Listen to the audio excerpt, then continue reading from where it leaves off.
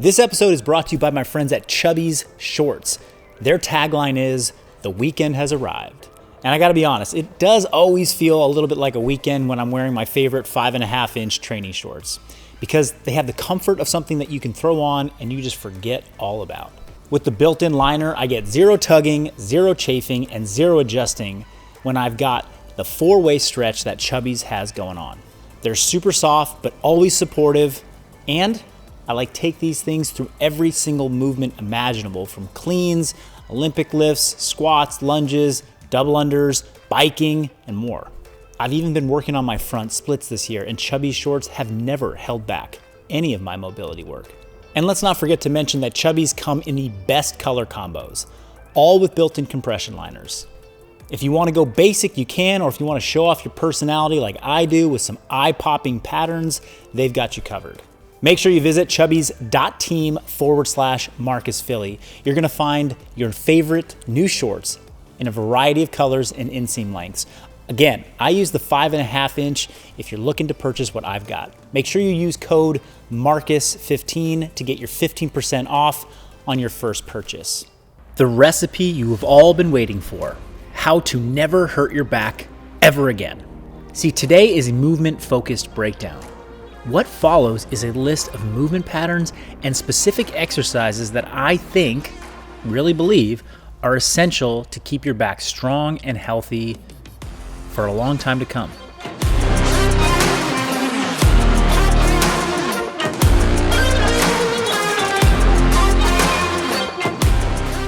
Have you ever hurt your back? I sure have, and it's the worst. Matter of fact, I've done it countless times across my entire fitness career. But thankfully for you and for me, I've learned a ton. And today, I can do everything that I want to physically, despite all of the back injuries I've had over the years. And I want to share some of my knowledge with you today. The back is one of those areas that I used to take for granted until it was broken. I had my first major back injury at 20 years old. Unfortunately, I didn't learn my lesson after my first back injury, or my second, or really my third for that matter. It took me countless injuries in my back to learn that I was going to need to put in regular work to ensure that it remained strong. Last year, I made a video on this channel about back tweaks. It was early spring of 2021, and I had just suffered my first setback in a few years. It was one of the first times that I had dealt with anything back related in the past 3 to 4 years. And in that video, I talked about a philosophy on recovering from injuries in general, and I gave plenty of suggestions on how to approach back pain specifically. Now, if you want to go check out that video after this one, then I encourage you to follow the link in the description down below. So what's the difference about today's content? Well, I wanted to share with you today what I've learned about back bulletproofing over the past couple of years through my coaching and through my own training. So in essence, if you do these on a regular basis in your training, you could greatly reduce all of the issues that you are going to experience with your back going forward. You know what I hear so much of? I hear people, and they love to talk about how building a strong core is essential to a healthy and strong back. It's like whenever I talk to somebody who has back pain and they aren't well versed in training, they'll always say something like, "I know I just need a stronger core." But what the heck does that even mean? Can we put some more definition to what stronger core actually looks like to help prevent and improve back pain and back injuries? Now, quick disclaimer before I go forward. I am not a medical doctor, and I am not a licensed physical therapist. I am just a strength and conditioning coach who has a lot of experience coaching individuals and working through back pain myself. If you want to consult with a licensed physical therapist, then you should contact Dr. Adam Fetter, who is a functional bodybuilding coach on staff. All right, let's dive into it. Today, I'm going to break down 6 key movements and patterns that will strengthen the core that we talk about when we think about discussing strengthening people's backs. In a given week of your training, you would hope to tackle a few of these, making sure to cover all 6 bases in a consistent manner ongoing with whatever training program you're following. So I'm not saying that you have to do every one of these 6 patterns and movements every single week or multiple times a week for that matter. Just make sure that they're in the rotation every couple weeks and do them consistently for a long time. All right, let's jump into it. Number 1, isometric core strength.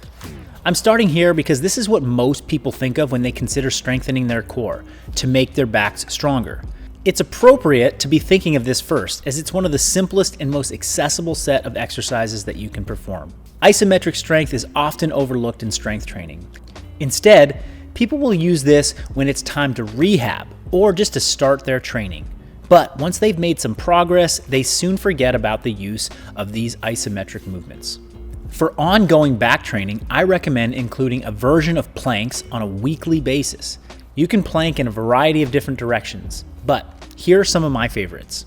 Side planks and star planks. This is going to work lateral, core, stability, and strength. Then I love prone planks and body saws. These are great anti-extension planks. They're going to work the anterior portion of your core. And now we need to cover the back. The supine plank or the Sorensen hold are terrific plank isometrics that work the backside of your body. Okay, movement pattern number 2. We're going to look at back flexion and extension. I hear far too often in the gym that coaches are telling people never to round their backs. Sure, when we're lifting maximally, this might help, and this could be a useful cue to protect people from heavier weights and help them push greater force and intensity. But in real life, we flex and extend our backs all the time. So in my mind, it therefore makes sense to learn how to do it correctly or safely or with some resilience. In the gym, we can practice both with our own body weight, and eventually we can load it and therefore learn how to flex and extend correctly and with resilience. Getting started is as simple as getting onto all fours and performing the cat camel. This is going to be very minimal loading on the spine, and you can safely move through flexion and extension and start to feel your vertebrae moving and maneuvering in these shapes. The next and very controversial is the Jefferson curl. Now, when I see people loading this up very heavy, there is a strong outcry of concern, which makes sense to me. But the Jefferson curl is simply bending over and touching your toes and standing back up with a rounded back. We're just doing it with a little bit more intention. So we're gonna get off of all fours from the cat camel, we're gonna stand up, and we're gonna start making our body flex and extend the spine through a movement called the Jefferson curl. I want you to begin with body weight.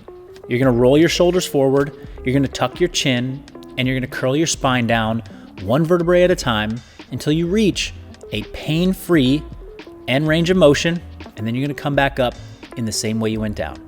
It's as simple as that. Once you've built some confidence doing this, then you can start to add in some tension.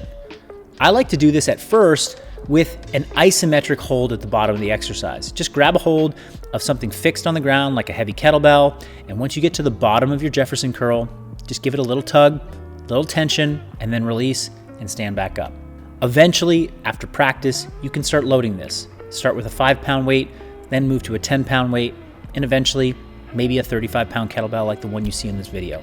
It is not essential to lift this exercise very heavy in order for it to do its job, which is to build up some resilience as you flex and extend your spine. The better you can do this, I believe you're gonna have fewer injuries to your back and you're gonna feel much better about it. Okay, movement pattern number 3. Now we're looking at hip hinging strength. I do think it's important to incorporate some hip hinging in your weekly movement and training. The most common hinging exercise that I see in the gym are conventional deadlifts or variations of the deadlift. For optimal carryover to back bulletproofing, here are the ways I would like you to think about how to bias your hinging work in your training. Number 1, we want to make it as full range of motion as possible.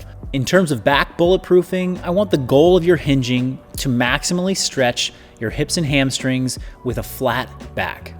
So each time you lift, make it a 2-part focus. We're going to increase length and range, and we're also going to be getting measurably stronger by lifting more weights. Those are 2 simultaneous goals that we're trying to achieve. In order to max out range of motion in those specific areas that I'm talking about, I'm going to encourage you to perform a Romanian style deadlift, and that is done with straighter legs than the conventional deadlift. Also, if you load this up with dumbbells, you're going to be able to get a little bit more range of motion than a traditional barbell. You could also use a deficit with a traditional barbell so that the standard size plates don't hit the ground before you reach your end range of motion. My last point on this one is I would encourage you to also try and perform unilateral specific deadlift variations. So try using the split stance RDL like you see in the video right now to make sure you're training both sides of your body evenly and you're not exaggerating any strength deficits that you might have between right side and left side already. Okay, moving on to movement pattern number 4. This is the hip rotation. I know we can often get stuck thinking in 2 dimensions in the gym, but I was fortunate enough to learn a few years back the power of building rotational mobility into my training routines. If the hips can't rotate well, then you're going to be limited in how much strength and flexibility you can create in the other planes of motion that you want. So if we want to have a strong back, we are going to need our hips very strong and mobile in all directions. Therefore, if we just prioritize a little bit of hip rotation mobility work with 90-90 hip rolls, which you're seeing now, you can do a tremendous amount of benefit for your back health. Now you can perform this in a variety of different ways depending on your starting level of mobility. If you lean back on your hands and you just rotate the knees side to side, you're aiming to make sure that you have 90-degree shapes in your knees when you get to the end points on either side of the hip roll. If you want to try getting a little bit more vertical torso, but you don't have a lot of range of motion yet, you can lift your hips up onto a pad and you can perform the same 90-90 hip rolls now in that elevated hip position. Another way to work through stiffness and tightness is to grab a hold of a weight plate or a kettlebell. And this is going to help assist you into more upright postures while you're performing these 90-90 hip rolls, which is going to allow you to get better mobility and stretch in each of the positions. One final tip that is really, really key. When you get into these 90-90 positions at either side of the hip roll, I want you to work on isometric contractions, squeezing the hips, squeezing the glutes, squeezing the legs, squeezing your body and making tension happen around these tight, hard to achieve positions. This is going to build strength, isometric strength into these rotated positions of your hips. So take it slow, work through the awkwardness, make a couple funny faces like I am in these videos, and persist through it. Okay, moving on to movement pattern, movement number 5, unilateral squat strength. A mentor of mine about 10 years ago shared with me one of his findings, and this was from 20 years of strength and conditioning coaching, working with clients. He found that when clients had unilateral imbalances in their split squat, they were often more vulnerable to back injury. So I took this to heart and I started to implement traditional split squats into my training regularly. Then I elevated my rear foot and I started doing rear foot elevated split squats on a regular basis. This made a huge difference in the feeling of stability I had in my low back, in my hips, just my general overall lower body strength. And then about a year and a half ago, I got introduced to what is called the ATG style split squat. What I loved about this variation when I learned it is that it not only trained unilateral strength imbalances, but it also had this bonus of having a potent hip flexor lengthening attribute to it.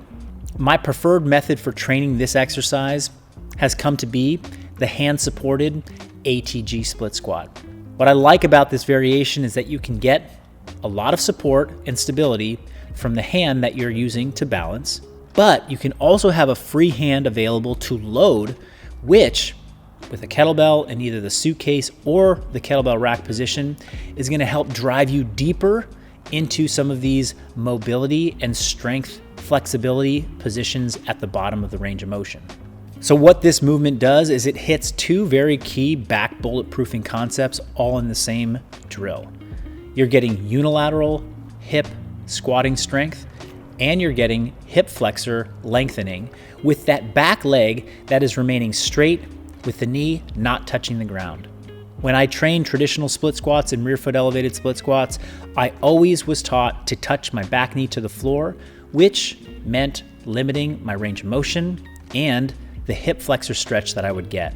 The ATG split squat takes that out of the equation and allows me to keep a straight back leg, which means more hip flexor stretch and deeper range of motion on the forward working leg. Okay, the sixth and final pattern that I think is important and essential to back health is hip flexor strength. We're going to be working hip flexion now for strength. In the previous exercise, it was about lengthening. Now we're going to strengthen. And as I mentioned, having good flexibility in the hip flexors can relieve a lot of tension and stress on the low back. But that flexibility combined with great strength, in my experience, is the ticket to a strong and resilient back. And for this, one of the most effective and simple movements that I can think of is the tuck L hang. Now, you can perform tuck L sits on parallettes or on dip bars, and this is where you're going to support yourself from below the shoulder. However, I prefer hanging hip flexor variations because I also get a stretch in my upper body, I get grip strength, and it's just the way that my upper abdominal stretch while I'm contracting the hip flexors feels really good to me. To progress this from just a standard tuck L hang, we can move on to weighted tuck L hangs, and we can move on to L hangs with straight legs. Eventually, we might start to add in some dynamic movement with a hanging leg tuck or weighted hanging leg tucks.